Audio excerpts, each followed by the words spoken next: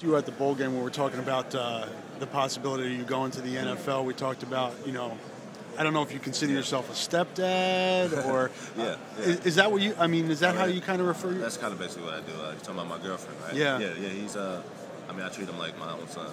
Like, if he's mine, he looks up to me. He called me father, daddy. How's that change your life? I mean, that's a lot of responsibility. I think it definitely is, kind of made me become more of a man and step up into a responsibility type role, to understand that, I can't always put myself first. And I think that even, maybe helped off the field. On the field stuff, you got to help your teammates. You got to be able to step up. May not like blocking as much as you like catching football, but at the same time, it has to be done. And you want to help your running back because you want him to block for Vandenberg when he's going to pass. So, it's got to be responsibility off the field. I mean, definitely. College life, a lot of freewheeling, a lot of parties and this and that. I mean, is that always in the back of your mind? Yeah, you definitely. You have to watch yourself because there's temptation everywhere. But at the same time, when you think about stuff like that, what really matters to you, what's most important, it's not really a hard decision when it comes down to maybe take care of him or helping my girlfriend. How long have you been in the relationship? About a year and a half now. And do they come to all the games? Oh, and definitely. They wear the Marvin jersey and all that stuff? Yeah, he has a jersey that says Little McNutt. Is that just how does that work in terms of the Iowa football family? Have they I know you guys always talk about it being a big family. Is that just an extension of that? Definitely. You meaning like her and yeah. I mean her and family they're supportive. I have family everywhere, so I think I have a lot of supporters that have now become Iowa fans because I've been here, and that's the type of support we have in St. Louis. Whereas a lot of things happen. Like my granddad, the one I call my grandfather, my granddaddy. He's not my dad's biological father, but he raised my dad, which made it a lot easier for me to be able to help raise Christian. He's great. He's a great little kid. It's funny, but at the same time, I know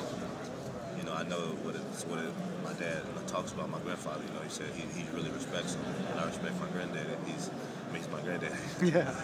How much did the coming back and getting another chance to be in this family, the Iowa football family, how much did that play into your decision to return to college? It was a huge part. That was one of the main things. Besides graduating, being able to be with my family, my football family again. My teammates, coaches, the fans. That was a huge part. Because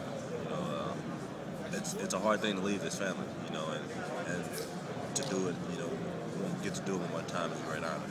And I figured, why not do it if you can, graduate, if you can, get play in front of fans again. I love Iowa fans and I love my teammates and coaches. You have to want to leave on a high note.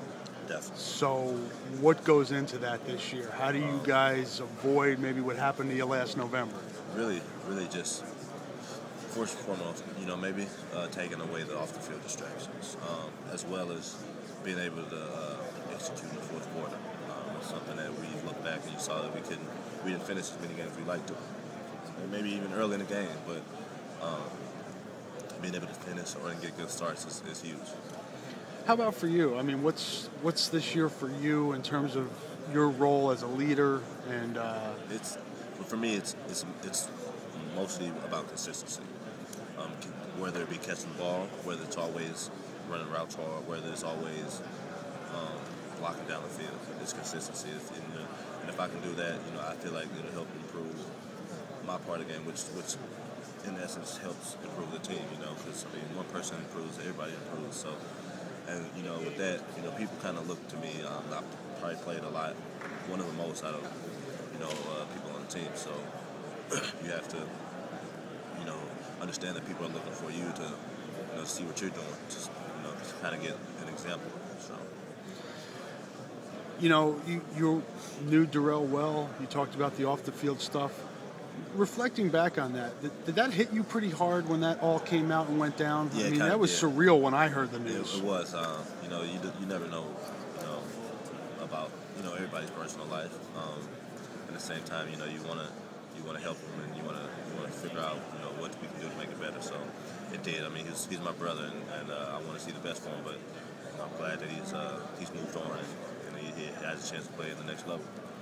How does the wide receiver position? How is that kind of?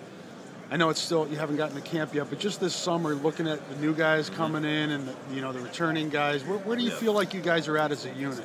Right now, this is a very close knit unit. And if you notice, you always see each other mess around or something like that, and that's huge. That's a huge part of being it because these are guys that when you make a catch, they're going to be downfield helping block for you.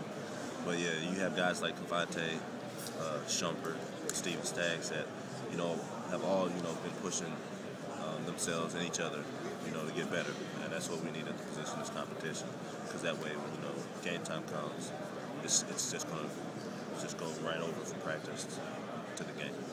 What's the key for going to we've seen it go through the years with you and Darrell, getting from that point of playing the game at the right tempo and being consistent. So for guys, Keenan and the guys you mentioned, they got to take that next step for the team to be successful. I think one main key is, have fun.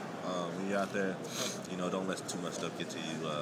Being able to focus and kind of concentrate. I mean, that's the football game is so much, the 6 inches from here to here. It's mental. You got to be able to focus and get into a zone to where you know what you're doing, and it just happens. It's such a it's a thing that just kind of you just do. Becomes natural. Becomes very natural. I got an email from Trey Strauss. I saw you posted on your Facebook about Kyle Spading. Can you talk a little bit about that? Yeah, I mean, really just I wanted to see him, and Spading, he's in my prayers. I asked for other people to just pray for him because he's in a situation right now that I don't really talk too much about. But he's definitely my brother, and I want to see him get well. And we ask that you all pray for his family and him as well.